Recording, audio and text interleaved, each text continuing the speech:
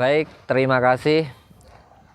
Selamat pagi semuanya. Sekarang ini hari kedua pelaksanaan ekskursi geologi regional pada tahun ajaran 2020-2021.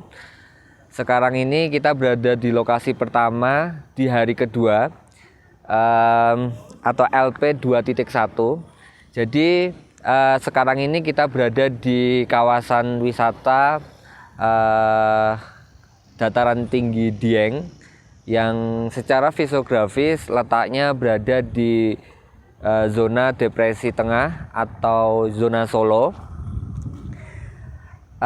Di sini nanti kalian akan tugas mahasiswa adalah melihat ya, mengamati manifestasi panas bumi yang ada di sini. Kemudian nanti mahasiswa juga diharuskan untuk melihat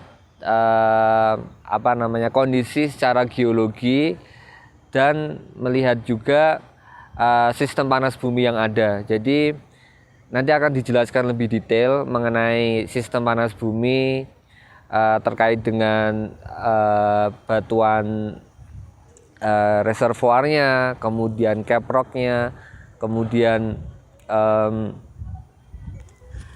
sistem fluidanya, air meteorik dan lain sebagainya, termasuk heat source-nya. Jadi selain itu kalian juga diminta untuk melihat secara menyeluruh ya dalam kondisi regional mengenai kawasan Dieng ini. Jadi kita berada di Dieng ini kan seharusnya adalah depresi atau dataran, tapi mengapa ini menjadi dataran tinggi Dieng itu nanti juga harus dikaji lebih lanjut lagi dan diinterpretasi oleh mahasiswa untuk tahu, termasuk gunung-gunung yang ada di sekitar kita ini. Ada Gunung Sindoro, Sumbing dan lain sebagainya. Baik, selamat pagi di pagi yang cukup dingin sekali nih. Di sini kita berada di lokasi pertama hari kedua. Nah, sudah dijelaskan Pak Fatih tadi lokasi kita di mana. Kita pada zona depresi Solo. Namanya zona depresi Solo. Bukan berarti kita di area Solo, bukan. Karena fisiografi ini juga ada terkait dengan tipe atau lebih ditekankan lebih mirip lokasi tipe. Nah, Solo, jajaran dari Solo kan jajaran gunung api. Menerus di sepanjang Jawa. Nah, kita sampai di sini. Di belakang kita cukup banyak produk-produk vulkanisme. Jadi produk-produk vulkanisme dan manifestasinya. Nah, mungkin sedikit saya gambarkan sebentar terkait proses Dieng ini atau kompleks Dieng ini, kenapa bisa seperti ini. Nah, awalnya dulu seperti ini. Jadi ini sederhana saja biar tidak terlalu kompleks saya menjelaskannya. Jadi ada suatu gunung api besar, gunung api komposit atau Rogo Jembangan istilahnya. Dulu ini dibagi menjadi 3 prakaldera sebelum kaldera. Kemudian saat terjadinya kaldera dan pasca. Nah, sebelum atau prakalderanya dia membentuk gunung api komposit yang cukup besar. Produknya ya di area-area sini. Kemudian gunung apinya meletus membentuk suatu kaldera besar. Kaldera besar. Nah, karena ini sudah sistem kaldera, tenaganya sudah keluar semua, mungkin dia mulai fase akhir vulkanisme. Ini tinggal sisa tenaganya sudah lemah. Ini masih ada aktivitas lagi. Muncullah gunung-gunung api di sini. Ada Gunung Andong, ada Gunung Rejosari, ada Sikunir dan sebagainya. Nah, di fase terbentuknya kaldera, terbentuknya gunung-gunung ini, kecil-kecil ini adalah fase setelah kaldera atau fase pembentukan gunung api di dalam kalderanya. Nah, semakin lama dia mati atau istilahnya dia menunjukkan pelemahan aktivitas vulkanisme. Nah, sisa-sisanya ya tinggal yang kita lihat seperti ini. di belakang kita ini. Membentuk suatu sistem geotermal dengan sumber panas yang sudah tidak mengeluarkan lava. Ingat, gunung apinya sudah tidak mengeluarkan lava, tapi aktivitasnya itu masih seperti yang ini, yang kita lihat di sini. Nah, kurang lebih gambaran yang di area geotermal ini kurang lebih seperti ini. Jadi ada suatu sistem geotermal yang bekerja di sini, mulai dari adanya batuan sumber panas, jadi mirip dengan sistem minyak bumi lah istilahnya. Dalam sistem petroleum system relatif mirip, cuman ada beberapa perbedaan. Kalau di petroleum system itu ada source rock, reservoir, caprock, trap, caprock atau seal, trap, dan suatu sistem petroleum system yang saling berkesinambungan. Untuk geotermal pun mirip, ada sumber panasnya,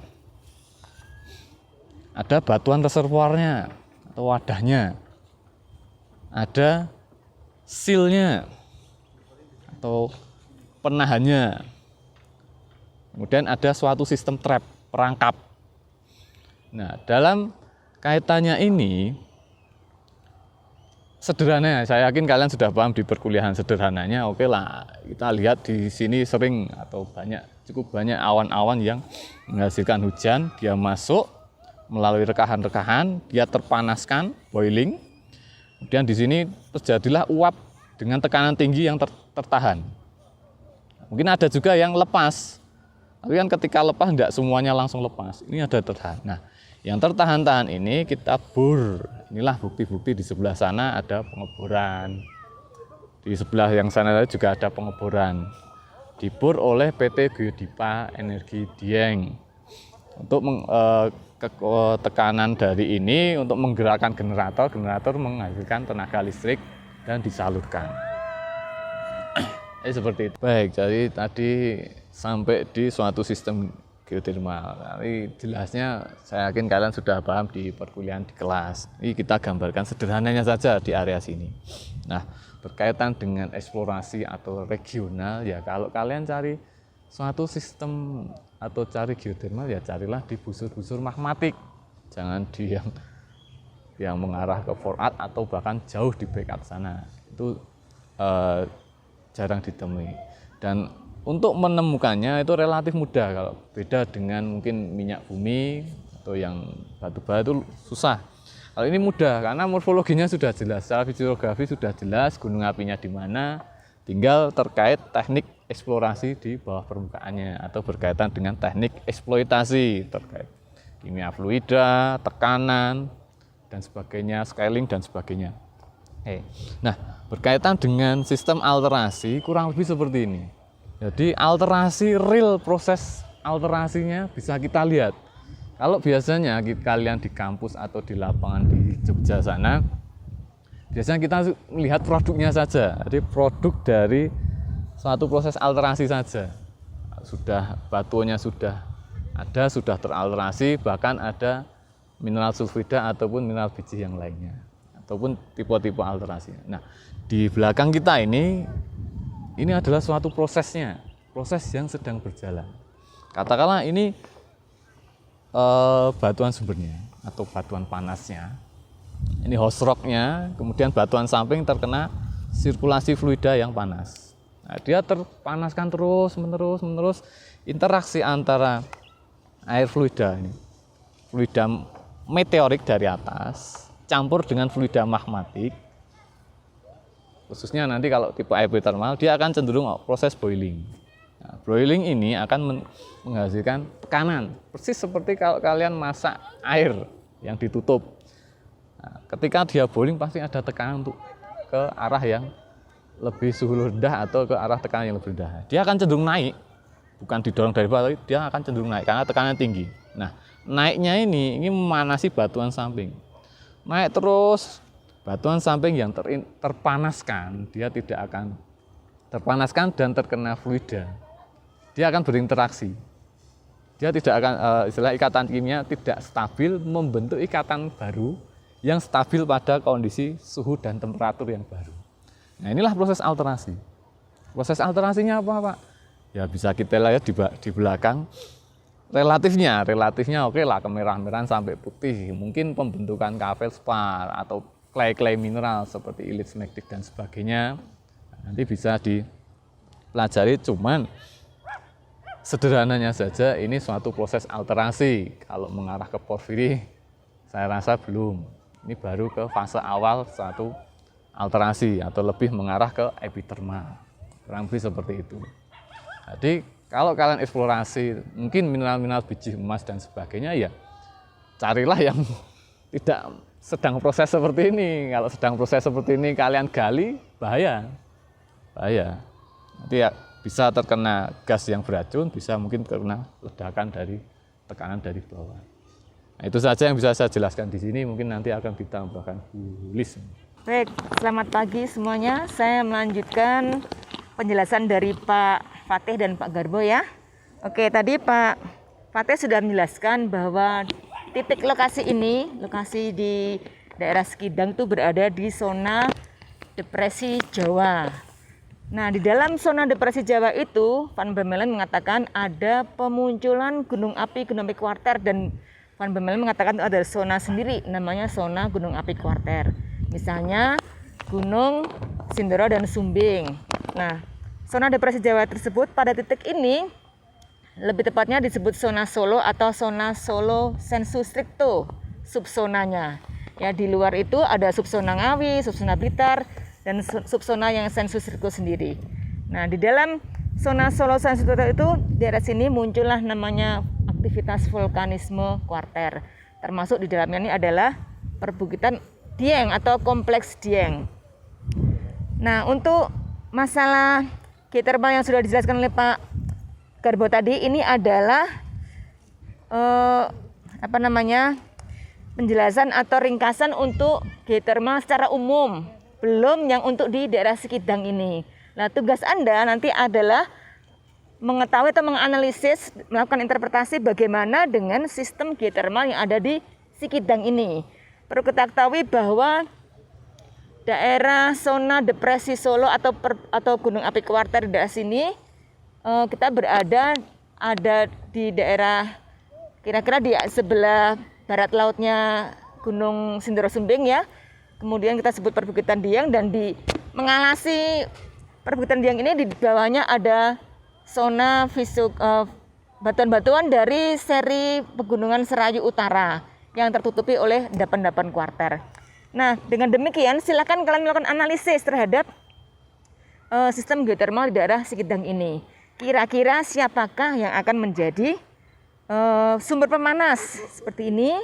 Kemudian batuan atau formasi apa yang bisa menjadi reservoir, tempat di mana fluida itu terpanaskan? Kemudian formasi apa yang akan menjadi caprock, di mana fluida tersebut bisa dibatasi oleh batuan-batuan yang relatif impermeable di sini. Nah, mungkin sedikit penjelasan ya, bahwa sebenarnya yang namanya geothermal itu tidak hanya berada di daerah gunung api. Kita mengenal geothermal juga bisa disebabkan oleh tektonik, oleh gunung api, bisa juga diakibatkan oleh batuan panas hot rock yang berupa plutonik yang tidak sampai tererupsi menjadi gunung api. Nah, untuk Pulau Jawa dan khususnya di Sekidang ini, kita mengetahui bahwa genetik dari geothermal ini adalah berasal dari aktivitas vulkanisme atau gunung api.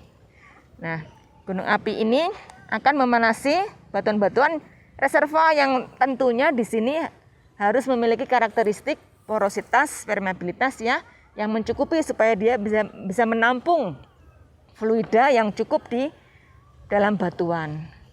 Kemudian batuan akan terpanasi, tetapi harus ada caprocknya, karena kalau caprocknya tidak ada, seperti kalau kita memanasi air ya pada panci atau ceret yang tidak ada tutupnya, kan sulit untuk terpanasi, sulit untuk mencapai titik didih tertentu ya, sehingga tidak menguap. Kalau dengan adanya caprock ini maka bisa terjadi penguapan. Nah, uap itulah yang akan menjadi sumber energi panas bumi melalui beberapa graben. Uap itu bisa melalui beberapa patahan-patahan atau kekar, uap itu bisa keluar dan menjadi sumber energi panas bumi. Nah, di sini energi panas bumi itu sudah dipakai sebagai tenaga listrik. Ya, kita mengenal ada PT Geodipa yang menjadi pembangun dari ini instalasi dari tenaga listrik ini. Oke, pada umumnya kalau kita mengkaitkan geologi dengan sistem panas bumi, ada beberapa hal yang harus kita pelajari, di antaranya geomorfologi, batuan atau stratigrafi, kemudian juga struktur geologi. Nah, untuk geomorfologi, kalau kita mengenal sistem panas bumi di daerah gunung api atau pegunungan, biasanya dia terkait dengan puncak relief-relief yang kasar, yang tinggi ya di daerah gunung, kadang-kadang juga dikelilingi oleh gunung-gunung, dan pada umumnya berada pada gunung api kuarter, tetapi yang sudah hampir ke arah postvulkanisme. Kalau gunung api kuarter yang masih sangat aktif seperti Merapi, kemudian Sumbing, Sindoro seperti itu, kita masih sulit untuk bisa mengeksploitasi energi panas bumi. Kecenderungannya adalah pada gunung-gunung api kuarter yang mungkin kuarternya kuarter tua ya, dan biasanya membentuk kerucut yang sudah agak landai atau agak tumpul. Itu secara morfologi. Lalu secara batuan atau stratigrafi, daerah manifestasi panas bumi itu harus dikendalikan oleh batuan tadi ya, yang permeable sebagai reservoir, lalu impermeable. Kemudian untuk secara struktur, pada daerah panas bumi biasanya dia terjadi pada suatu cebakan, di mana cebakan itu dikendalikan oleh adanya suatu struktur sesar.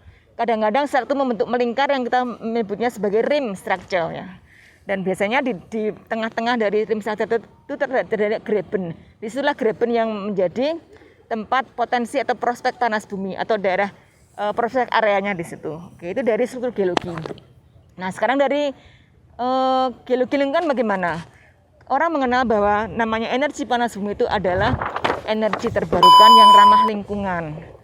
Nah, seperti itu, maka kita sekarang perlu mengembangkan dan kedepannya akan semakin dikembangkan energi panas bumi di Indonesia ya. Ramah lingkungan misalnya saya katakan, kenapa ramah lingkungan? Karena akibat atau efek yang diberikan tidak terlalu banyak ya. Memang ada yang sedikit peristiwa keracunan gitu ya, tapi sebenarnya keracunan itu juga tidak terlalu perlu ditakutkan ya. Beberapa gas-gas yang beracun itu kadang-kadang hanya ada di bagian bawah, dari level-level bawah di dekat permukaan. Jadi kalau kita berdiri kadang-kadang tidak sempat menghirup yang gas-gas berbahaya tersebut. Walaupun kadang-kadang juga bisa meluap ke lingkungan sekitarnya ya, tapi itu bisa dikendalikan. Kemudian itu terkait dengan gas beracun. Lalu ramah lingkungan berikutnya adalah adanya kendali sumber daya air ya. Kalau di sistem panas bumi ini kekurangan air, maka nanti energinya pun akan berkurang. Oleh karena itu orang harus mempertahankan daerah recap sekitar daerah proses panas bumi. Itu sebabnya maka daerah sini perlu kita pertahankan vegetasinya ya, penghijauannya, sehingga itu akan menjadi daerah yang ramah lingkungan karena akan sangat terkait adanya infiltrasi air menuju ke air bawah tanah ya. Artinya kita tetap mempertahankan lingkungan di sekitar kawasan panas bumi. Oke. Nah, berikutnya saya akan menjelaskan beberapa manifestasi yang bisa kita lihat khususnya di daerah Sekidang ini. Kita akan jalan-jalan sebentar ya. Mari.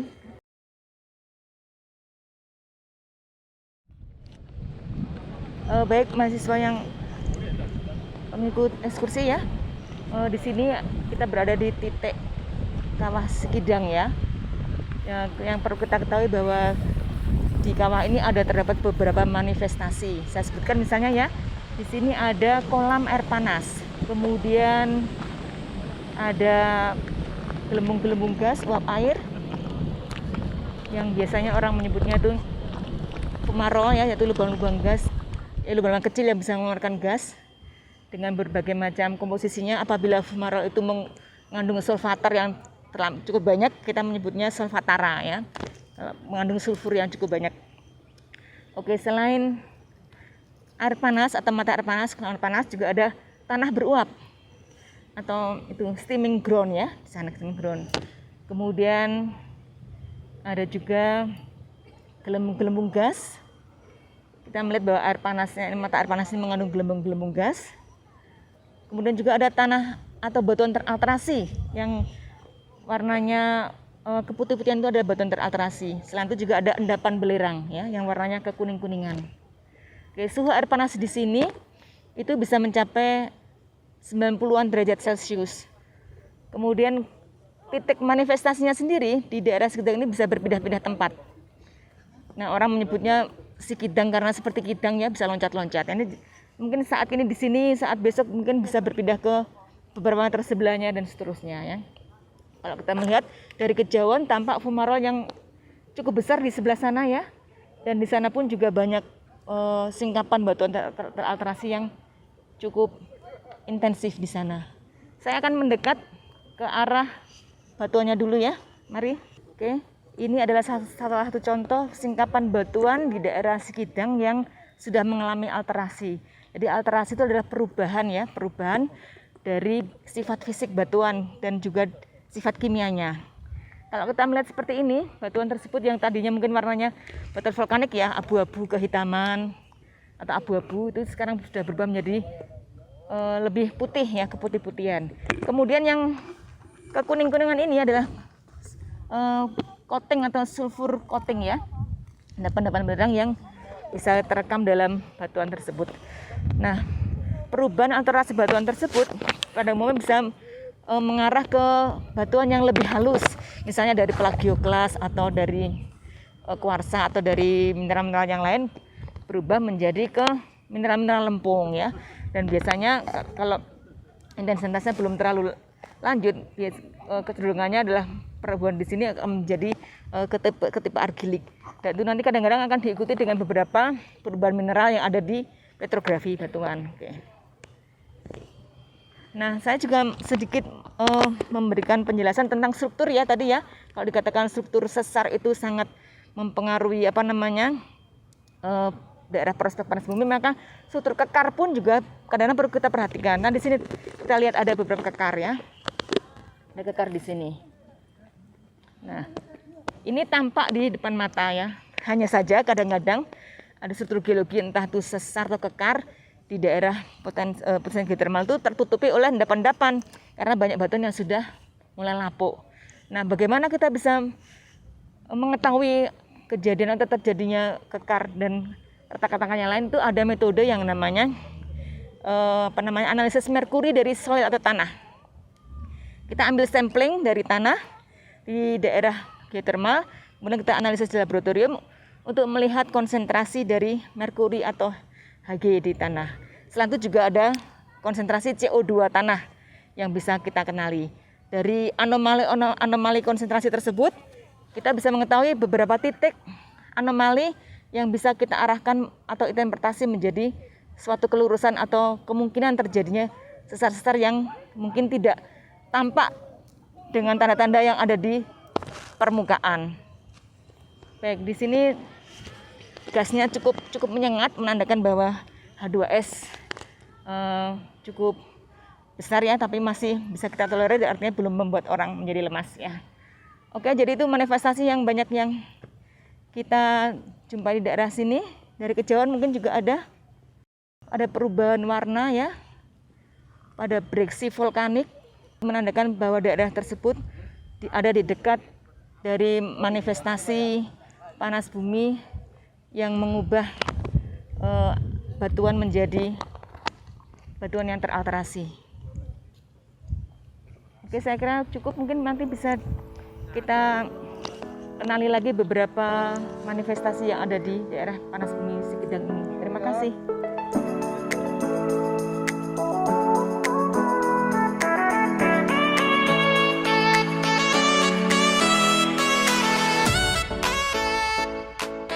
Baik, selamat pagi semuanya. Sekarang kita berada di lokasi pengamatan kedua, di hari kedua. Kita sekarang berada masih di sekitaran kawasan wisata Dieng, tepatnya di Candi Arjuna. Tapi sekarang ini kabar buruknya adalah kita tidak bisa memasuki kawasan wisata, baik itu Candi Arjuna atau bahkan kawah tadi kita tidak bisa memasuki kawasan wisata utamanya karena kondisi masih PPKM atau pembatasan. Jadi untuk lokasi pengamatan kedua di hari kedua ini atau 2.2, nanti mahasiswa diharapkan bisa mengelaborasi kondisi sejarah dan kebudayaan, dan dielaborasikan dengan kondisi geologi. Kalau misalnya kita pernah sering membaca ya, kenapa masyarakat terdahulu atau zaman-zaman kerajaan terdahulu membangun candi di atas gunung atau mungkin di berbagai tempat, itu bukan sebuah pasti ada alasan tersendiri gitu. Termasuk batuan-batuan yang dijadikan sebagai penyusun candi gitu. Bisa kita interpretasikan terkait dengan kondisi petrologi di batuan, salah satu penyusun batuan candi tersebut ya. Kalau misalnya dilihat dari kejauhan, kemudian dari survei yang telah kita lakukan kemarin, kita melihat ada batuan gunung api, batuan beku, andesit. Tapi tipe andesitnya kita masih belum bisa pastikan apakah sama batuan andesit ini dengan produk yang sekarang ya, produk hasil gunung api di sekitar Dieng ini, baik itu gunung api Sindoro, Sumbing, atau bahkan gunung api yang di dekat kita di Jogja, gunung api Merapi dan Merbabu. Jadi nanti akan kita lihat secara lebih detail. Untuk selanjutnya nanti kita akan lebih detailkan lagi mengenai petrologi tersebut. Selamat siang, saya melanjutkan penjelasan dari Pak Fatih tadi ya, khususnya ini dari segi geolingkungan. Nah, seperti kita ketahui bahwa geolingkungan itu ada dua macam ya, ada sesumber dan bencana alam. Nah, sekarang sesumber. Yang pertama kita bisa melihat di sini ya. Kita lihat dulu tentang dari geomorfologinya. Geomorfologi ini juga bisa menjadi sesumber karena di sini daerah pegunungan yang menawarkan pemandangan yang indah, kemudian juga suhu udara yang cukup sejuk sehingga banyak orang berwisata di sini. Dan keindahan alam serta relief gunung ini akan menjadi sumber daya tarik wisata bagi masyarakat di sekitar maupun masyarakat yang di daerah yang lebih jauh ya, untuk geomorfologinya. Kemudian batuannya, batuan itu juga merupakan sumber dari alam yang di daerah ini bisa dipakai untuk beberapa untuk bahan galian atau sumber daya untuk fondasi atau perkerasan jalanan. Selain itu, ternyata sumber daya batu di sini pun juga sudah jauh-jauh hari dipakai oleh masyarakat zaman dahulu ya, terbukti dengan adanya sejarah yang kita lihat di belakang saya ini ada candi. Candi itu banyak dibangun di daerah pegunungan atau daerah dataran yang tinggi. Selain itu, karena mereka juga tahu bahwa sumber baku dari candi itu adalah batuan, dan di daerah pegunungan seperti ini banyak batu yang bisa diambil, dan masyarakat zaman dulu pun juga sudah tahu bahwa batu tersebut cocok untuk membangun candi. Kita bisa melihat dari aspek kegeologiannya, orang biasa menggunakan batu andesit. Kenapa seperti itu? Karena kita melihat bahwa batuan tersebut dalam hal densitas cukup ringan. Jadi untuk bisa dikonstruksi menjadi bangunan yang cukup tinggi itu tidak menjadi banyak kendala ya, cukup kuat tetapi ringan. Itu adalah aspek geologi teknik dari candi. Oke, tadi sudah geomorfologi dan batuan, kemudian tanah. Kita melihat bahwa tanah di daerah sini karena hasil lapukan dari batu-batu vulkanik tentu mempunyai unsur-unsur yang cukup banyak sehingga menghasilkan tanah yang subur. Soil-soil di sini memiliki banyak komposisi kimia yang sangat dibutuhkan oleh tanaman dan vegetasi, sehingga banyak tanaman baik sayur maupun pohon-pohon yang bisa tumbuh dengan baik di daerah ini. Kemudian sumber berikutnya adalah air. Tentu kita tahu bahwa daerah air di pegunungan seperti ini banyak bermunculan mata-mata air kecil, kadang-kadang juga ada yang besar ya. Dan di sini tidak hanya mata air yang dingin, tetapi juga mata air panas pun juga ada ya di terkait dengan geotermal. Itu juga bisa menjadi sesumber dari geologi daerah setempat ini. Lalu bencana alam, kadang-kadang kita bisa melihat bahwa ada lereng-lereng yang cukup terjal ya, yang akan menimbulkan gejala-gejala gerakan tanah di sini. Kemudian juga ada kemungkinan bencana alam yang dikaitkan dengan aktivitas geotermal. Kemudian kalau erosi, masih bisa kita lihat adanya erosi lembaran apapun sit-sit atau gale di atas di bukit menuju ke lereng-lereng bawahnya. Itu ada kupasan-kupasan yang menunjukkan dan alur-alur yang menunjukkan ada erosi ril maupun gale. Dan saya kira kalau banjir tidak begitu berbahaya di daerah sini, tidak ada potensi yang cukup mengkhawatirkan di sini. Nah, itu tentang aspek geologi lingkungan. Dan selanjutnya dari geologi lingkungan ini tersebut akan dikembangkan menjadi pengembangan wilayah. Dan pengembangan wilayah yang sangat berpotensial di sini adalah tentang geowisata ya.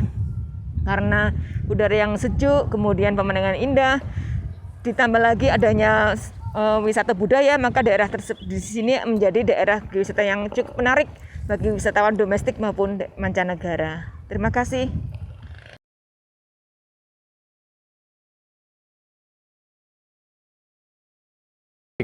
Kita sampai di lokasi kedua hari pertama, jadi lokasi tepatnya di Candi Arjuna. Nah, karena kita kesini pas adanya PPKM, jadi kita sudah muter-muter tadi, nggak boleh masuk. Jadi kita hanya bisa interpretasi litologinya hanya dari sini saja. Cuman sebelum kesini, sebelumnya panitia sudah survei, sudah melakukan deskripsi. Nanti mungkin ada arahan dari panitia. Nah, kalau kita lihat seperti ini, kita bisa lihat berkaitan dengan warna. Yang bisa kita deskripsi sekarang warna. Karena warna nanti implikasinya pasti akan ke arah komposisi atau jenis mineraloginya. Dari warna rata-rata oke lah abu-abu sampai abu-abu gelap atau mungkin bahkan lebih gelap lagi. Nah, itu mencirikan bahwa litologi penyusun untuk pembuatan candi ini relatif andesit sampai basaltik. Nah, hal tersebut sesuai dengan sejarah geologi dari pembentukan Gunung Dieng yang asal muasalnya dari Gunung Rokojembangan. Nah, di mana pada fase vulkanisme itu akan muncul banyak lava andesit sampai basaltik piroksen. Nah, setelah vulkanismenya berhenti, maka kurang lebih 1600 tahun yang lalu vulkanisme berhenti, sisa-sisanya masih ada banyak. Nah, setelah itu baru banyak budaya atau istilahnya banyak manusia zaman dahulu yang menempati area sini. Dari banyaknya batu itu, maka dibuatlah candi. Jadi kalian juga bisa berpikir, kok candi ada beberapa atau cukup banyak candi itu di puncak-puncak gunung ya, di daerah-daerah gunung. Katakanlah di Candi Ijo itu di atas juga ada candi, di Candi Gedong Songo di Ungaran itu juga ada candi. Nah, karena orang-orang zaman dahulu melihatnya atau membuatnya itu karena daerah-daerah itu mungkin ada banyak produk vulkanik, yaitu produk batuan beku. Nah, berkaitan dengan subduksi yang membentuk Pulau Jawa ini, kebanyakan dari interaksi hasil subduksi itu menghasilkan batuan gunung api bertipe andesitik sampai basaltik, jarang yang sampai riolitik, karena berkaitan dengan tipe keraknya. Saya yakin kalian sudah paham terkait tektoniknya. Nah, kemudian coba kita bahas berkaitan dengan regional ini, kita bahas secara lingkungan. Kenapa toh kok di sini di tinggian yang seperti ini yang hawanya cukup dingin ini, sangat dingin? kenapa banyak peradaban di sini. Yang salah satunya yang sudah saya jelaskan tadi, ini adalah area cekungan atau cekungan kalderanya. Otomatis dari cekungan kaldera itu pasti atau umumnya pasti ada wadah untuk menampung air. Makanya di Dieng ini ada cukup banyak kompleks telaga warna, telaga dan yang lainnya dan seperti itu. Nah, berkaitan dengan itu ada sumber air, berarti ada kehidupan. Disitulah mulai muncul peradaban karena adanya sumber air. Jadi seperti itu. Kurang lebih seperti itu yang bisa saya sampaikan, tidak bisa banyak untuk petrologinya. Karena memang kita harus berbicara real, lihat datanya, lihat batunya, dilihat dengan loop, dibelai, dideskripsi dengan teliti. Karena kita tidak bisa masuk, jadi saya hanya ngasih gambaran umumnya saja. Itu saja dari saya, terima kasih.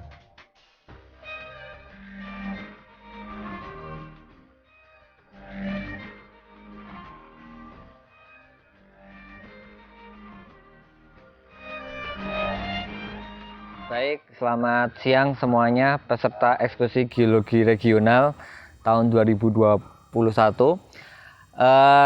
Di belakang saya ini adalah singkapan hasil dari aktivitas tambang.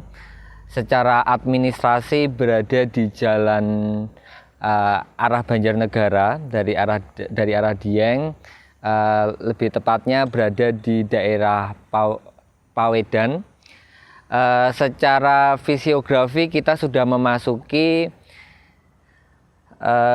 zona yang berbeda dari yang sebelumnya yang merupakan zona Solo atau depresi Jawa Tengah. Yang sekarang ini kita berada di zona Serayu Utara di sebelah barat. Berdasarkan di geologi regional, kita ini sekarang berada di lembar Pekalongan Banjarnegara. Nanti kalian bisa cari di koordinat yang sudah kita berikan di buku panduan. Jadi kalau didasarkan dari geologi regional, saat ini kita menemukan kontak batuan, yaitu batuan beku dan batuan sedimen. Kalau misalnya kita lihat di singkapan di belakang saya ini ya. Kemudian kalau misalnya di geologi regional itu kita berada pada dua kontak juga. Yang pertama adalah kontak intrusi ya. Nanti kalian akan bisa lihat tipe batuannya apa dan tipe intrusnya akan seperti apa. Nanti akan dijelaskan oleh Pak Oki Sugarbo dan Bu Listiani. Kemudian kita juga temukan batuan sedimen gitu. Batuan sedimen ini kita secara sepintas kita temukan ada batu pasir karbonatan, kemudian batu lempung karbonatan, dan kita temukan juga ada serpih yang sepertinya sudah mengalami efek bakar juga akibat kontak dengan intrusi. Nanti bisa dijelaskan lebih lanjut. Selanjutnya dari batuan beku yang ditemukan juga ternyata ada dua tipe batuan yang berbeda gitu. Yang kita temukan sekarang itu nanti bisa dijelaskan juga kemungkinan ada lebih dari fase intrusi. Nanti akan juga dijelaskan lebih lanjut. Nah, tugas Anda semua sebagai peserta ekskursi geologi regional pada tahun ini, kalian nanti bisa melihat ya secara regional terlebih dahulu fisiografinya, apakah intrusi ini akan membentuk suatu morfologi yang berbeda jika kita lihat di dalam misalnya dam atau misalnya di peta fisiografi. Kemudian selanjutnya kalian amati secara litologi dan petrologi batuan beku dan batuan sedimen yang kita temukan. Kemudian termasuk kontak yang ditemukan itu apakah akan memberikan dampak tertentu terhadap interpretasi geologi termasuk karena batuan yang ditemukan kan ada batuan sedimen tadi saya sebutkan, shell itu berada di lingkungan pengendapannya seperti apa, kemudian kapan intrusi itu muncul dan lain sebagainya, nanti bisa kalian bisa interpretasikan.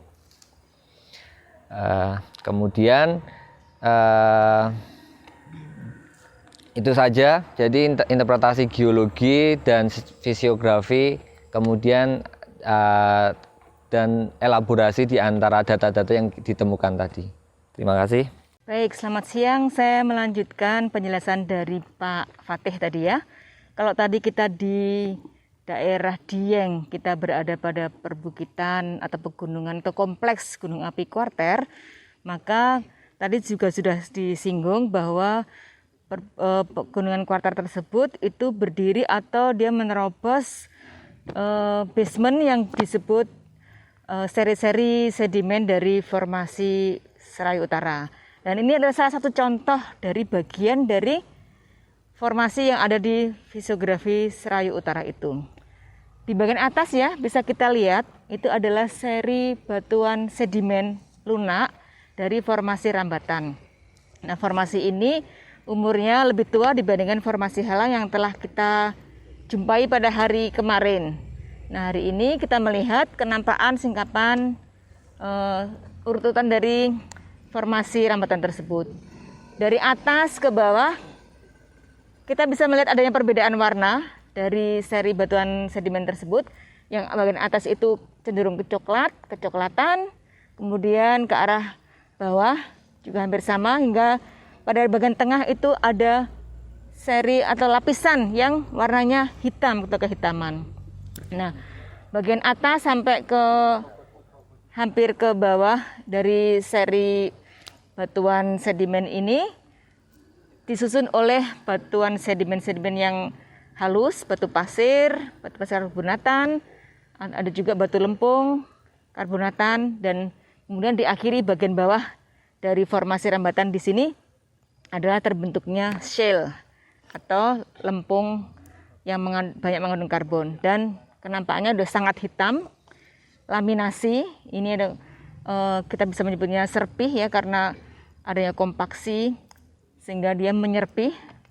Batuannya berlapis-lapis sangat tipis, dan di bawahnya itu ada suatu tubuh batuan beku. Kalau kita melihat batuan bekunya cukup tebal, dan kalau dengan melihat perbedaan jenis tersebut, maka kita menganggap bahwa di sini ada suatu kontak yang berbeda antara jenis batuan yang berbeda.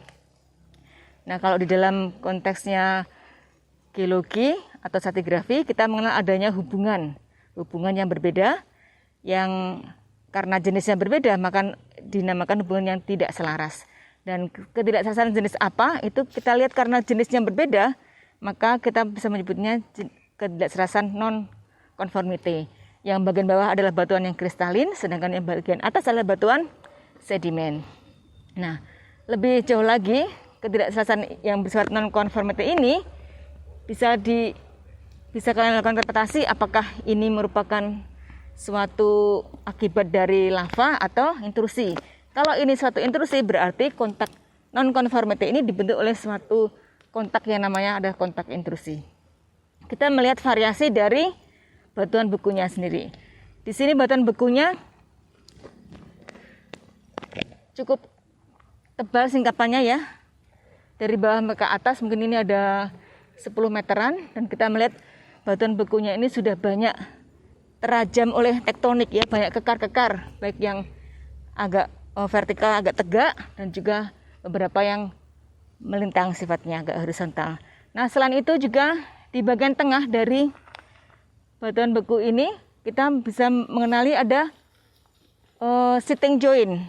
Nah, selain kekar-kekar tektonik yang begitu cukup intensif di daerah ini, kita lihat ada sitting joint di bagian bawah. Di sini kita lihat batuan bekunya itu banyak terkekarkan ya.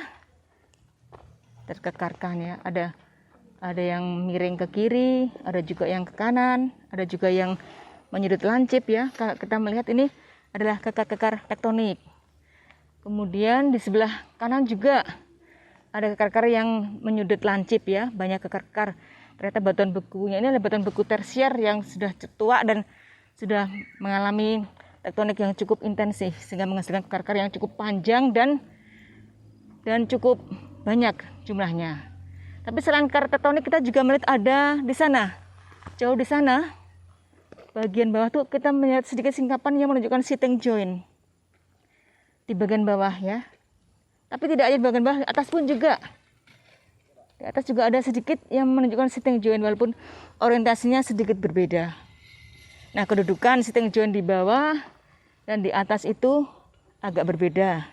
Nanti mungkin kalian bisa melakukan interpretasi, barangkali ada perbedaan fase dari proses. Kalau ini bisa kita katakan intrusi, ya proses intrusi mungkin tidak hanya satu kali. Kemudian yang di intrusi yang dipotong itu adalah seri batuan dari rambutan tadi yang miringnya ke arah timur. Jadi saya menghadap ke utara ya di sini, dan itu miring batuan tersebut adalah ke arah timur. Nah, dan apabila ini nanti kalian interpretasikan sebagai intrusi, maka yang hitam-hitam itu kemungkinan adalah efek bakar yang mengakibatkan batuan menjadi terbakar ya, menjadi gosong, lebih ke hitam-hitaman. Gitu. Oke, saya kira akan detailnya nanti ada berapa banyak batuan yang ada di sini. Untuk batuan bekunya akan dijelaskan oleh Pak Garbo. Ya, terima kasih. Baik, selamat siang menjelang sore. Ini lokasi ketiga dari hari kedua. Kita berada, sudah jelas lokasi kita sudah dijelaskan oleh Pak Fatih dan Bu Lis. Nah, saya hanya ingin menjelaskan terkait lebih ke arah petrologinya dan mungkin bisa dikaitkan ke regionalnya. Nah, kita berbicara ke petrologinya dulu. Secara umum di daerah sini ada beberapa jenis batuan. Pertama, beku. Yang kedua, sedimen. Bekunya sendiri itu ada dua, seperti ini. Dua warna yang berbeda. Yang satu agak cerah, yang satu lebih gelap. Nah, tapi ini didapat dalam satu frame ini, satu frame singkapan ini.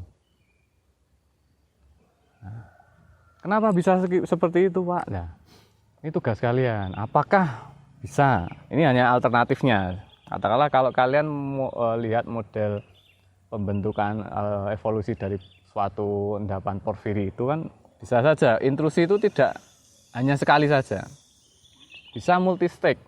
Mungkin awalnya intrusi besar yang mengarah ke mungkin bisa yang lebih basah, kemudian ini sudah mulai membeku. Di sini masih ada dorongan lagi, mengintrusi lagi dengan komposisi atau ketika magmanya mungkin sudah berevolusi atau mungkin mengalami diferensiasi magma sehingga cenderung berbeda komposisinya, dia mengintrusi lagi di area yang relatif sama.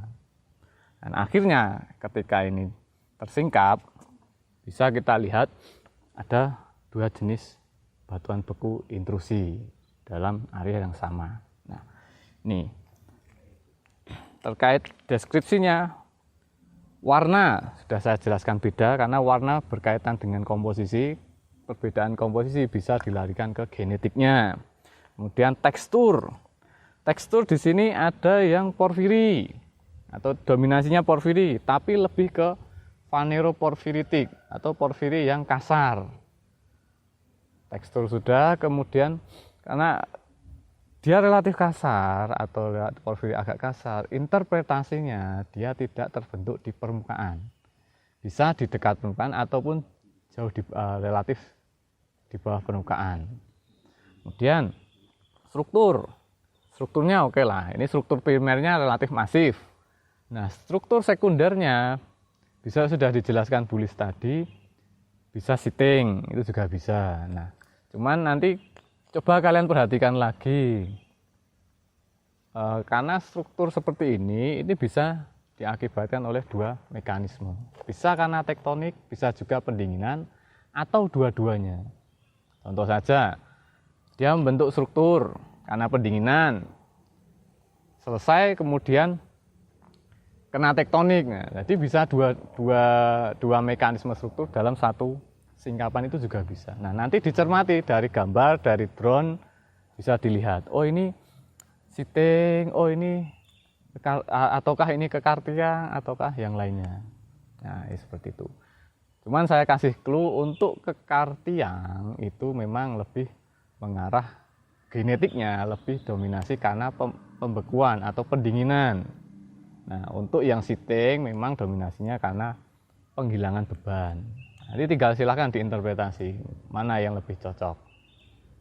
Apakah yang karena pendinginan atau yang kehilangan beban atau dua-duanya, campuran antara struktur primer dan struktur sekunder. Struktur sudah, kemudian komposisi, oke lah, kita sudah bahas tadi. Komposisi berkaitan dengan warna. Komposisi dengan yang lebih gelap umumnya pasti mineral-mineral yang mengarah lebih mafic daripada yang cerah, ini relatif basic. Nah, perbedaan ini bisa juga karena evolusi magmatik. Pak, di sini ada gunung api enggak? Belum tentu. Ketika menjumpai intrusi belum tentu langsung oh ini daerah gunung api, belum tentu. Tapi ketika sudah menjumpai kumpulan lava yang in situ, bisa indikasinya dekat dengan suatu tubuh gunung api. Tapi kalau intrusi saja tidak bisa untuk menjadi patokan di sini ada gunung api atau tidak. Nah, ini seperti itu. Nah, dalam litologinya atau petrologinya dijumpain juga ada shale. Jadi kemungkinan ini dulu bagian atas ini mengintrusi shale atau serpih. Jadi istilahnya kalau orang-orang migas itu, shale itu bisa ukuran lano sampai lempung, tapi dia menyerpih. Jadi, kalau orang-orang matlogger lah biasanya jarang membedakan antara lano dan lempung. Jadi langsung saja ditembak shale dengan catatan dia menyerpih. Ini seperti itu. Nah, ada shale, kemudian di bagian atasnya ada ini. Ya, tadi shale hitam ya, hitam menyerpih seperti ini. Nah, ini mudah hancur memipih seperti ini. Di atasnya ada batu pasir bereaksi dengan HCl. Serpihnya tidak. Nah, silakan nanti diinterpretasi. Intrusinya itu mengintrusi batuan yang miliknya formasi rambatan. Berarti kan intrusinya lebih mudah. Rambatannya terbentuk lebih dahulu. Nah, mungkin hitam-hitamnya ini bisa pertama karena kandungan karbonnya atau carbonaceous yang cukup banyak. Akhirnya dia membentuk black shale. Bisa juga ditambah dengan proses intrusinya. Jadi ketika suatu batuan yang kaya akan organisme atau organisme yang sudah mati atau mengandung banyak karbon dikenai panas seperti ini bisa saja ini akan semakin hitam. Nah, seperti itu.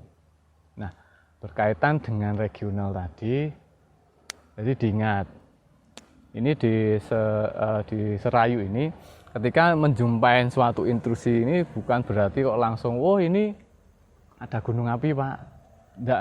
Tidak semudah itu. Kita lihat asosiasi batuan di sampingnya. Ada enggak breksi piroklastiknya yang in situ? Ada enggak ini mungkin aglomerat dan sebagainya? Atau ada enggak indikasi-indikasi bahwa area ini area pembentukan gunung api? Nah, kenyataannya di lapangan ini indikasi itu tidak ada. Jadi adanya ini intrusi di batuan-batuan sampingnya, ini sedimen siliklastik atau sedimen klastik bahkan mengarah ke sedimen pembentukan laut.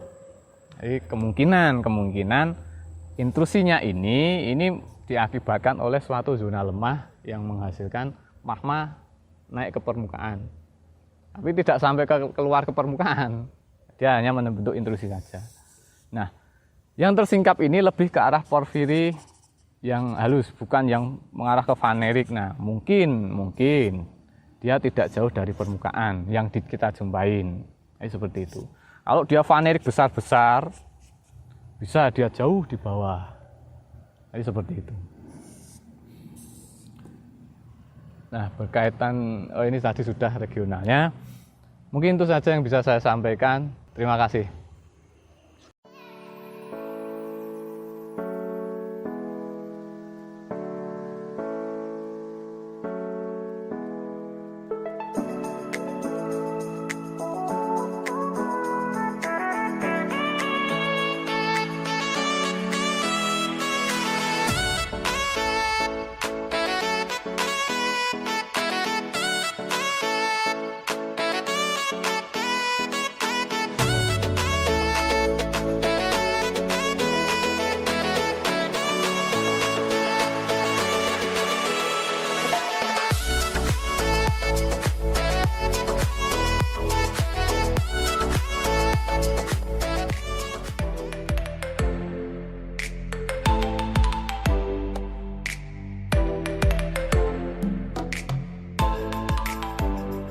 Baik semuanya, selamat siang.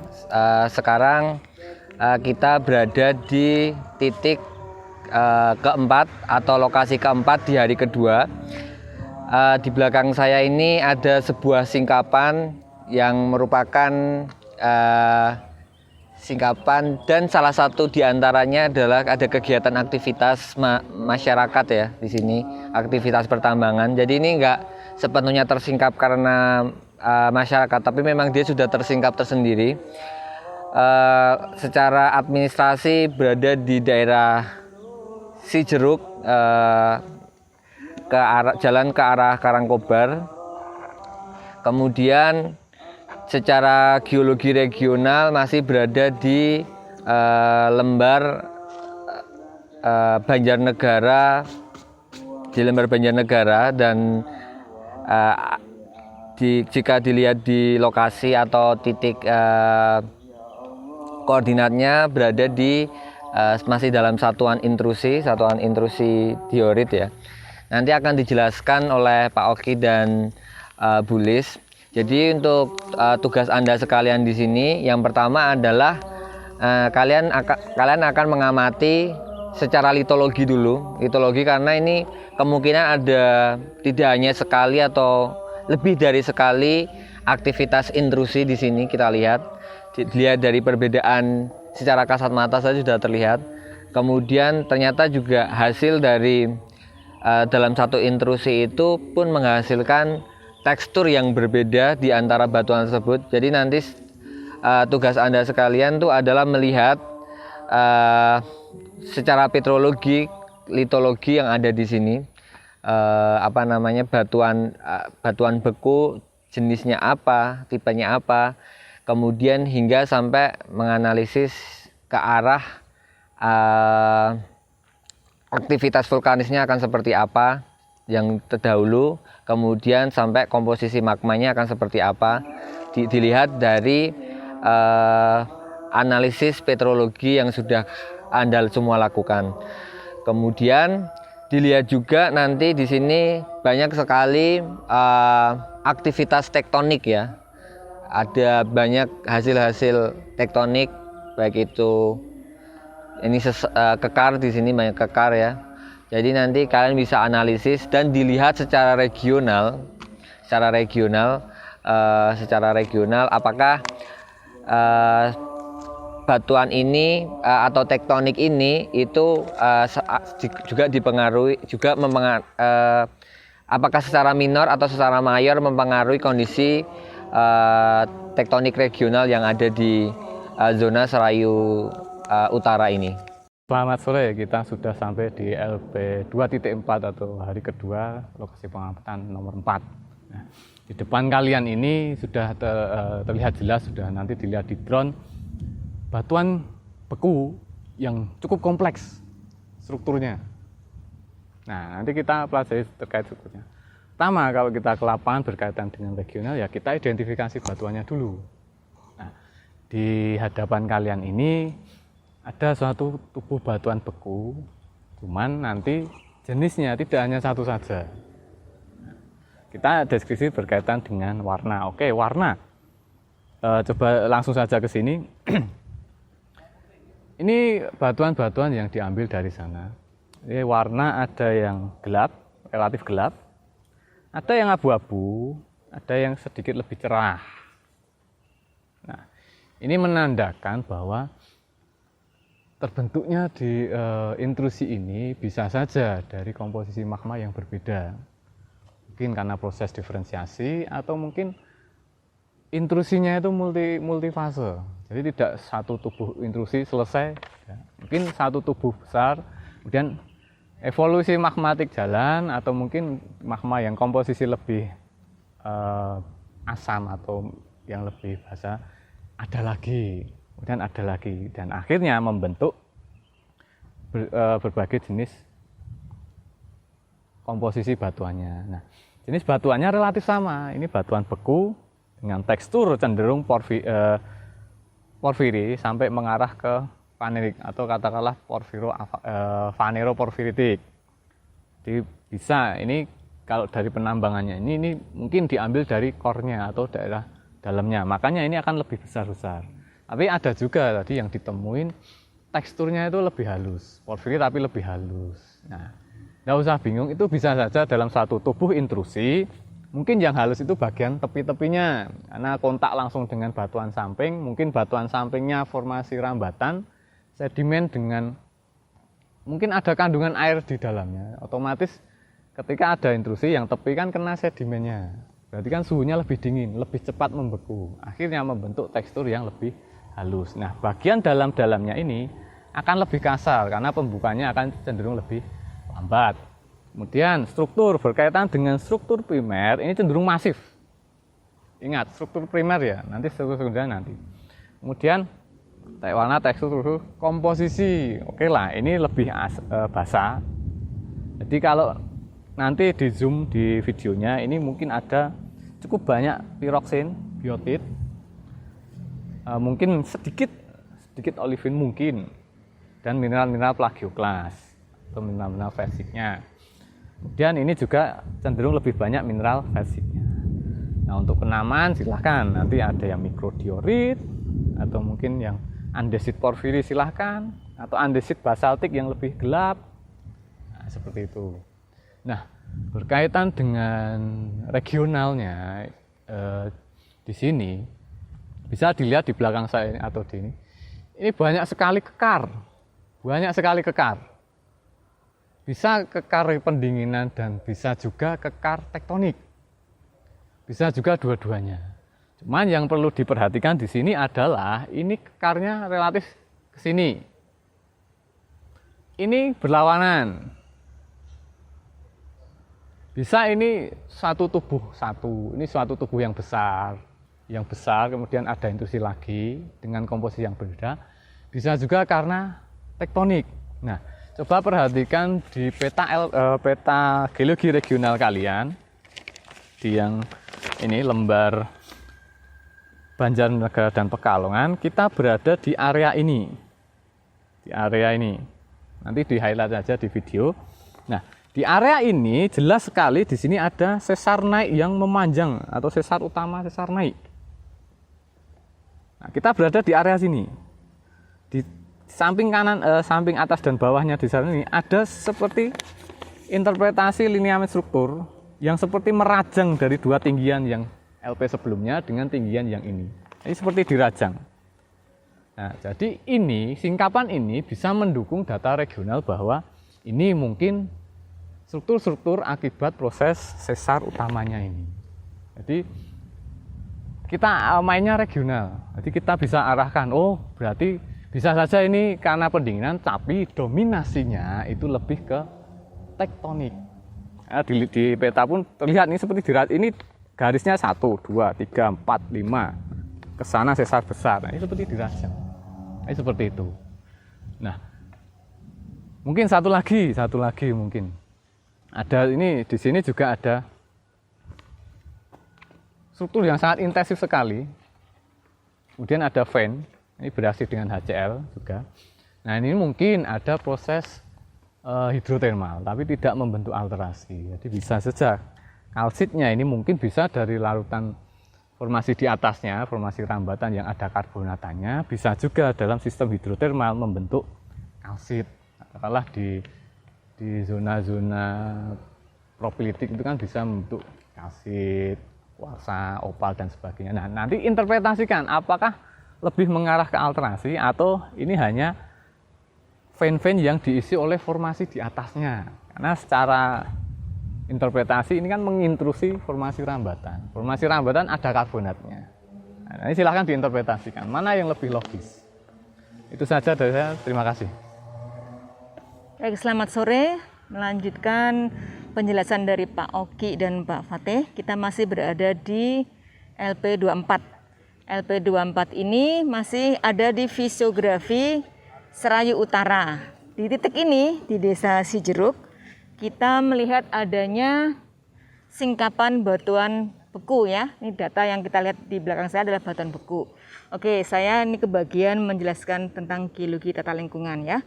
Oke, kalau kita bicara geologi tata lingkungan di zona Serayu Utara, kita bisa resumekan beberapa hal. Yang pertama adalah sesumber dan bencana.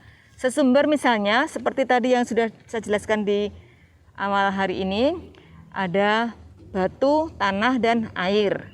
Nah, kalau khusus di lokasi ini, secara spesifik sesumber yang bisa kita amati secara dengan jelas adalah adanya tambang batu. Kalau dahulu orang bisa mengklasifikasikan ke bahan galian C atau BGC ya. Kalau sekarang biasanya orang menyebutkan tambang batu dan mineral, tapi khusus di sini yang ditambang bukan mineral tapi batu ya. Jadi adalah tambang batu di sini. Oke, itu untuk sesumbernya ya. Jadi kalau untuk yang hal-hal yang lain juga masih ada sini sesumbernya, ada tanah dan air yang beberapa tempat bisa dicari sumbernya. Tapi khusus di LP ini fokus kita adalah tambang batu ini. Nah, tambang batu ini kita lihat singkapan yang ditambang itu adalah batuan beku yang secara jelas menunjukkan sifat fisik yang terkekarkan, cukup rapat ya, intensif ya. Tadi sudah dijelaskan Pak Oki bahwa di sini ada kekar tektonik. Di sini ya, misalnya ya, kekar tektonik cukup intensif ya, banyak di sini walaupun ini kelihatan tebal-tebal, tapi sebenarnya banyak kekar. Ada yang miringnya ke kanan nih ke bawah, ada juga yang agak vertikal di sini. Bodinya mungkin tebal-tebal ya. Kemudian di bagian atas juga banyak ini ya, terajam atau rajangan, ada yang horizontal, ada yang vertikal ya, ada yang miring ya. Oke, di bagian kiri singkapan. Demikian pula di bagian tengah, ini bagian atas, kita melihat bahwa batu itu sudah pecah-pecah ya karena banyak kekar. Ini banyak kekar ini. Ada yang vertikal, ada yang agak miring ke kanan bawah ya. Banyak di situ ya, ada kekar-kekar itu. Di kanan pun juga seperti itu, kekar tektonik banyak kita temukan. Nah, dari segi sesumber tadi, di lokasi tambang ini, kekar tersebut mungkin bisa menjadi bantuan ya, bisa membantu para penambang di sini karena mereka menambang secara tradisional dengan menggunakan linggis dan sebagainya. Itu memang keberadaan kekar ini cukup membantu mereka. Tidak hanya kekar tektonik ya, yang seperti tadi Pak Oki jelaskan, ada juga kekar sitting joint ya. Nah, ini bidang-bidang ini juga membantu untuk para penambang di sini untuk menghancurkan batuan. Itu adalah malah sesumber, oke ya. Artinya kalau kita melihat sesumber di sini, yang paling pokok atau yang paling dominan bisa diambil, dieksploitasi adalah batuan beku yang cukup ekonomis nilainya untuk dijual. Nah, sekarang setelah sesumber, kita bicara tentang bencana alam. Kita melihat bencana alam geologi itu ada gerakan massa, erosi, banjir, lalu mungkin ada berbagai macam gerakan massa terkait dengan vulkanisme, tsunami dan sebagainya. Tapi spesifik di daerah ini yang ingin saya jelaskan sedikit adalah tentang keberadaan batuan beku ini terkait dengan gerakan massa ya. Gerakan massa atau gerakan tanah itu adalah salah satu bencana alam geologi. Nah, gerakan tanah tersebut itu bisa terjadi karena faktor internal dan eksternal. Saya mulai dari faktor internal dulu ya. Kalau faktor internal itu terkait dengan dirinya sendiri, batuannya itu sendiri. Seperti kita ketahui, ini ada tubuh batuan beku yang sifatnya keras ya, karena batuan beku ya keras. Yang pertama dari sifat kekerasannya dia memang tinggi, tetapi di lain pihak dia sudah terkekarkan cukup intensif dan itu akan mengurangi kekuatan ya. Jadi kestabilan lereng juga akan sangat dipengaruhi oleh melemahnya kekuatan batuan ini karena akibat adanya kekar-kekar yang cukup intensif. Ya, jadi sifat fisik itu akan sangat mempengaruhi kestabilan lereng di daerah ini. Lebih lagi selain itu, yang namanya gerakan tanah itu kan tidak hanya tergantung dari bodi yang bergerak, tapi juga tergantung di bidang gelincir. Seperti kita lihat tadi sebelum daerah ini, tadi kan ada lokasi yang menunjukkan adanya intrusi ya. Intrusi batuan beku dengan batuan sedimen. Nah, batuan sedimen itulah yang akan bisa menjadi bidang gelincir. Artinya, apabila intrusi ini pun juga mengintrusi batuan sedimen seperti yang lokasi sebelumnya, berarti mungkin ada kontak-kontak antara batuan beku ini dengan batuan sedimen yang lebih lunak dan bisa berfungsi sebagai bidang gelincir. Nah, kedua macam batuan tersebutlah yang menjadi sifat fisik yang menentukan kestabilan lereng daerah ini. Itu selain fisik dari batuannya, petrologinya, juga fisik dari kekar tadi ya yang sudah mengenai batuan. Itu faktor internal. Lalu faktor eksternal, yang pertama bisa adanya gangguan. Gangguan itu bisa karena ada gempa bumi atau mungkin kendaraan yang lewat yang menimbulkan getaran yang cukup besar dan sebagainya yang bisa mengurangi kestabilan lereng. Itu gangguan yang pertama. Kemudian eksternal faktor yang berikutnya itu keberadaan air ya. Kalau ada curah hujan yang cukup tinggi, maka curah hujan itu akan memicu terjadinya gerakan tanah. Nah, curah hujan itu memberikan air yang akan bisa masuk ke dalam bodi tubuh batuan ini melalui rekahan ini. Rekahan ini dengan adanya air yang masuk, dia akan menjadi bidang lemah ya. Bidang lemah di mana air bisa masuk dan akan mengurangi kestabilan lereng atau kestabilan batuan tersebut ya. Oke, itu untuk faktor eksternal. Nah, faktor eksternal lain juga adalah pelapukan. Pelapukan juga akan sangat mengurangi kestabilan lereng. Kalau kita lihat di sini, kita lihat ya di bagian tengah ini, batuan sudah mulai lapuk. Banyak sekali rombakan debris ya, debris dari soil ya, soil maupun campuran dengan material yang lebih seger lainnya ya. Artinya ini ada debris ini. Kita lihat ada banyak soil di sini, hasil pelapukan dari material-material yang tadinya segar di atas, tapi ternyata ini sudah menunjukkan adanya debris dari longsoran ya, sliding antara rock slide dengan campuran, berarti kita sebutnya debris slide ya. Nah, ini faktor pelapukan inilah yang akan juga mengurangi kekuatan batuan, kekuatan lereng. Artinya seberapa kerasnya batu tersebut, kalau dia mulai lapuk atau terkena air, dia bisa mudah lapuk dan akhirnya juga akan menjadi semakin lemah. Jadi FS-nya atau nilai safety faktornya itu akan berkurang sehingga suatu saat dia akan mengalami titik kritis dan akan longsor. Ingat bahwa kestabilan lereng juga dipengaruhi oleh sifat kohesi, lalu juga sudut geser dalam dan kuat geser dari batuan yang mengalami gerakan tanah. Nah, nanti silakan kalian melakukan analisis interpretasi bagaimana kira-kira daerah ini dikaitkan dengan potensi longsor tersebut. Terima kasih.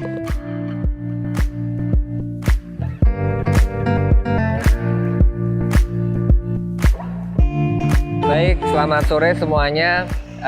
Sekarang kita berada di lokasi pengamatan ke-5 di hari kedua atau lokasi terakhir. Nah, di sini kita lihat ada di belakang saya ini ada singkapan yang tersingkap tepat di jalan raya ya, jalan raya utama Kalangkobar. Tepatnya kalau misalnya dilihat di sini ada tulisan Kali Unjar, kita berada di daerah Kali Unjar. Jadi yang kita lihat di sini sekarang kita berada di formasi formasi Jembangan ya. Jembangan. Nanti kita lihat di sini adalah singkapan batuan beku yang diindikasikan adalah lava dari formasi Jembangan. Nah, ini adalah seri terakhir dari pengamatan kita pada ekskursi geologi regional pada tahun ini. Kemudian di formasi Serayu Utara. Jadi tugas Anda sekarang ini hampir sama dengan formasi sebelumnya, yaitu kita akan melihat di sini dalam sebuah formasi ada dalam sebuah regional atau fisiografi atau cekungan. Di sini tiba-tiba ada formasi Jembangan atau formasi yang terbentuk di berumur kuarter.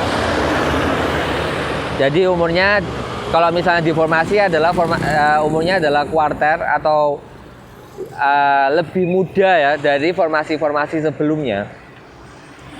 Nanti kalian bisa interpretasikan dan dilihat dari litologinya, kemudian dilihat dari struktur yang terlihat di sini ada kekar lembaran yang tapi kondisinya tegak. Nanti lebih lengkapnya akan dijelaskan oleh Bu Lis dan Pak Oki.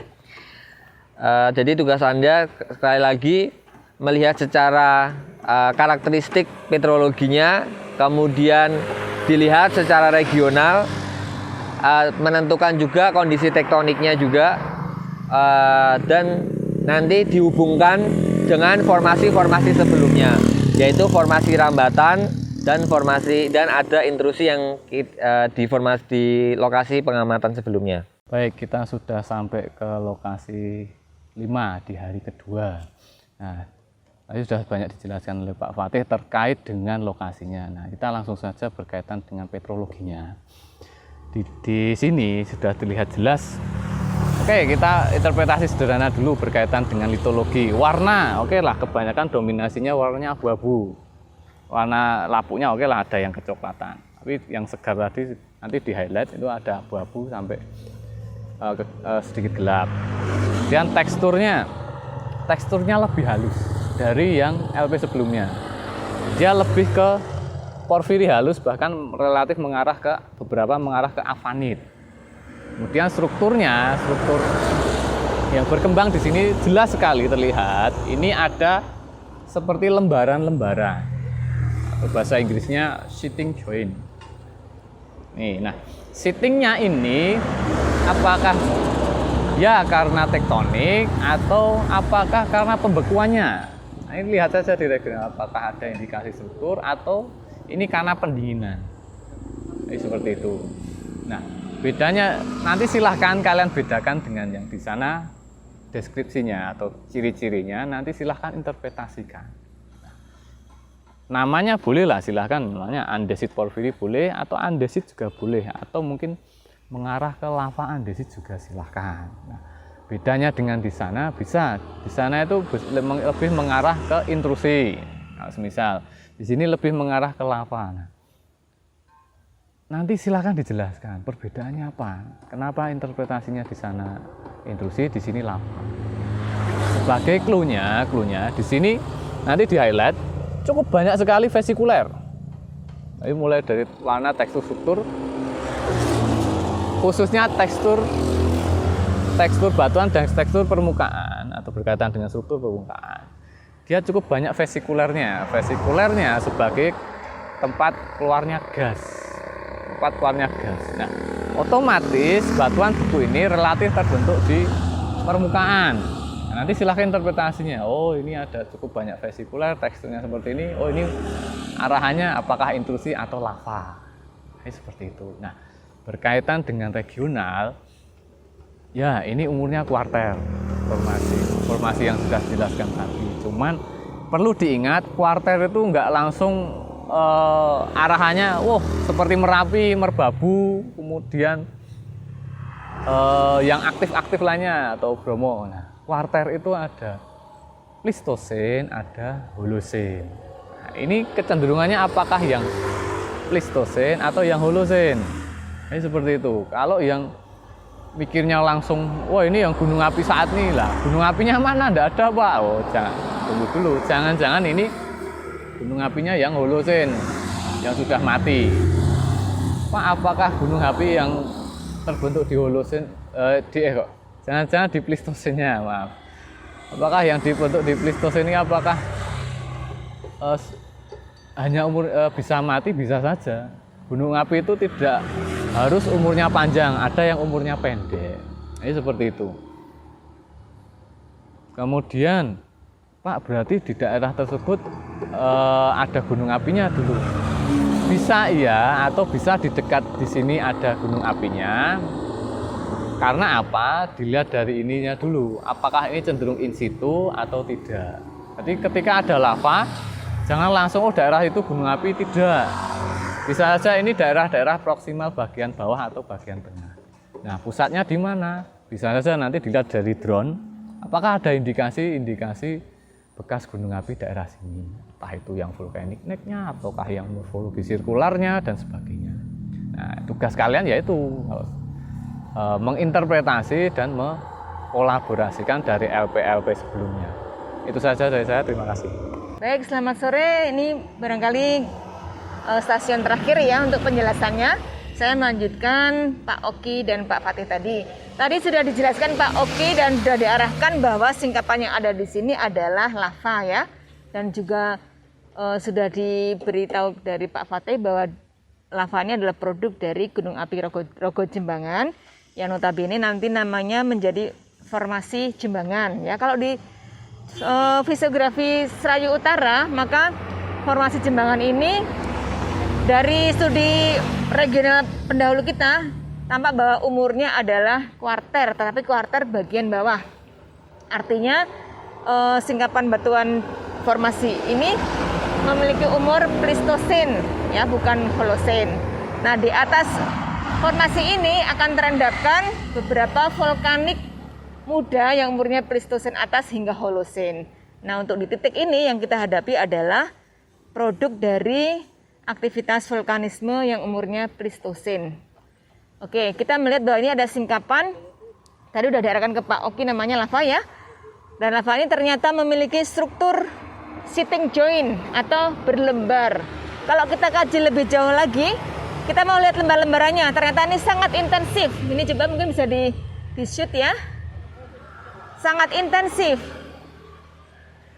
lembaran dari sitting joint ini. Kalau kita lihat lebih jauh lagi, ketebalan dari lembar itu juga bervariasi. Ada yang kurang dari 1 cm di sini ya. Kurang dari 1 cm hingga ada yang mencapai 10 cm, kelihatannya ada di sebelah sini. Ya, mencapai 10 cm. Dari yang kecil, dari tipis sampai yang ke agak tebal ya. Itu terjadi di singkapan, salah satu contoh singkapan dari formasi Jembangan ini. Nah, sekarang dampaknya apa terhadap geologi lingkungan? Saya ingin mengarahkan seperti yang tadi saya sedikit jelaskan, tadi adanya gerakan massa atau gerakan tanah di lokasi sebelumnya. Maka kita lihat di sini apakah di sini ada potensi dari gerakan massa atau gerakan tanah ya. Oke. Singkapan dari lava Jembangan ini kalau kita lihat ini berada di pinggir jalan raya atau tebing ya. Dia membentuk tebing, morfologi tebing seperti ini ya. Tebingnya ini cukup terjal. Kalau diukur mungkin ada 80 derajat ya, ini slope-nya ini ya. Jadi cukup terjal. Dan ini berada tepat di tepi jalan raya. Oke. Batuannya memang keras. Kita tahu bahwa ini adalah batuan beku. Tadi mungkin sudah diarahkan Pak Oki juga arahnya ke andesit atau andesit basaltik ya. Batuannya notabene batuan yang keras. Tetapi batuan yang keras tersebut ternyata dengan batuan keras itu kan artinya internal faktor dari gerakan massa kan dia kecil ya, kemungkinan ada gerakan massa potensinya kecil, tetapi banyak adanya sitting joint yang cukup banyak dan intensif ini akan mengurangi kekuatan massa, artinya potensi gerakan tanah itu akan bertambah. Semakin banyak sitting ini artinya semakin tipis. Kalau semakin tipis kan artinya dalam satu areal karena akan semakin banyak ya, semakin banyak atau semakin intensif. Tipis-tipis dan banyak, sangat intensif itu akan menghasilkan kekuatan batuan yang akan semakin lemah. Karena lembar-lembar ini merupakan bidang lemah. Di mana bidang lemah ini akan menjadi, boleh dilihat ini ya Mas, batuannya, jangan ke saya. Bidang lemah ini akan menjadi sarana bagi air sebagai eksternal faktor untuk masuk ke dalam bodi dan dia akan melapukkan batuan sedikit demi sedikit, perlahan-lahan akan semakin lapuk dan dia juga akan bisa menjadi akan mengurangi kekuatan massa atau kekuatan dari batuan ini. Jadi kestabilan lerengnya akan semakin berkurang. Apalagi kalau kita lihat ya, ini yang bidang-bidang lemah yang hasil dari sitting joint ini beberapa sudah copot, ini ada bolong-bolong, ini di sini ada, di sana ada, itu juga merupakan bidang lemah yang semakin melebar dan semakin memberikan efek menurunnya kekuatan lereng. Belum lagi ditambah selain adanya sitting joint, di sini pun juga batuan ini banyak terkekarkan tektonik. Kita lihat ya di sini, mungkin bisa diset Mas. Ini kan kekar tektonik ini. Yang sana Mas ya. Oke, ini juga ya, ini juga, di sini juga ya. Kekar tektonik. Jadi batuan ini selain terkekarkan secara sitting joint, dia juga mengalami kekar tektonik. Nah, bukti bahwa di sini tektonik cukup intensif juga dari kita lihat dari posisi atau kedudukan dari sitting joint ini. Pada umumnya di awal proses sitting joint, karena kita melihat bahwa sitting itu biasanya hasil dari lepasnya pembebanan biasanya posisinya adalah horizontal atau lateral atau sesuai dengan tip dari tip dari lava, tip inisial tip maksud saya, sesuai dengan kelerengan morfologi awal ya. Tetapi ini sudah vertikal, bisa kita katakan ini vertikal ini sitting joint-nya ini, artinya bahwa tektonik sudah menegakkan ya, sudah merubah kedudukan menjadi lebih tegak, lebih vertikal. Berarti tektonik di sini sudah cukup intensif. Nah, dikaitkan dengan kekuatan lereng tadi atau kestabilan lereng, kalau batuannya keras tapi banyak kekar, tentunya kestabilan lereng akan menurun. Belum lagi morfologi yang cukup terjal di sini ya, karena batuan ini memberikan kenampaan morfologi yang cukup terjal. Cuman beruntungnya kemiringan dari sitting joint ini tidak sama dengan memanjang gawir atau tebing ini ya. Kalau tebingnya ini dia searah dengan kemiringan sitting joint, atau kalau di batuan sedimen itu searah dengan dip, artinya morfologinya membentuk deep slope, nanti kestabilan lereng akan semakin rendah. Nah, beruntung ini tidak seperti itu ya, tapi dia lebih tegak lurus dengan kedudukan dari sitting joint. Jadi dia ada nilai plusnya juga untuk sedikit menguatkan atau menambah FS atau kestabilan lereng. Tetapi faktor-faktor lain tadi sudah saya jelaskan bahwa di sini banyak faktor yang mengurangi atau menjadi pemicu terjadinya atau mengurangi kekuatan lereng dan memicu terjadinya gerakan tanah di daerah ini ya, titik ini. Oke, baik, terima kasih. Kita lanjutkan.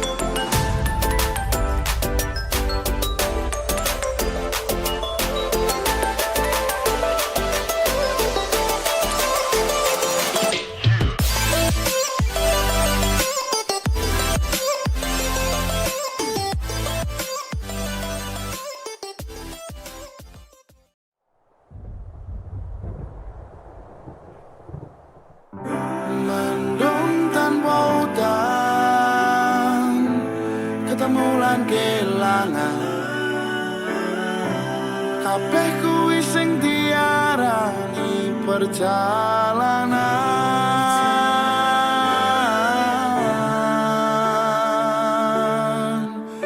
Awak dhewe tau duwe bayangan besok yen wis wayah omah-omahan. Aku maca koran sarungan, kowe blonjo dasteran.